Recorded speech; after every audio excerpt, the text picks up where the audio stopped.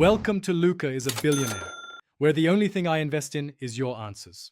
In this video, I will explain how to replace a starter. Before you begin, always prioritize safety.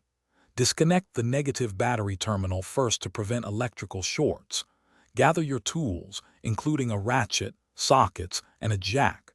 Make sure your vehicle is safely elevated and supported on jack stands before working underneath. This ensures a secure and stable environment for your repair. Now let's get to the old starter. It's typically found on the passenger side of the engine, near the transmission. You'll need to disconnect the main power wire and the smaller solenoid wire. Use the correct size wrench or socket for these connections. Once the wires are off, remove the 2 or 3 mounting bolts that secure the starter to the engine block. Be careful, as the starter can be heavy. With the old starter out, it's time for the new one. Carefully position the new starter into place and hand tighten the mounting bolts. This helps ensure proper alignment.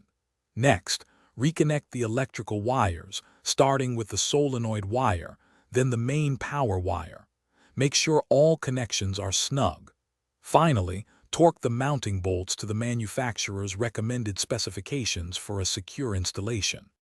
You're almost done. Reconnect the negative battery cable to restore power to your vehicle. Double-check all your connections and ensure no tools are left in the engine bay. Now, it's the moment of truth. Try starting the engine.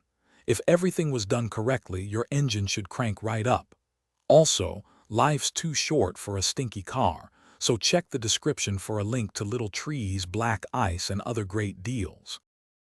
Thanks for watching and please subscribe. It's the best investment you'll ever make.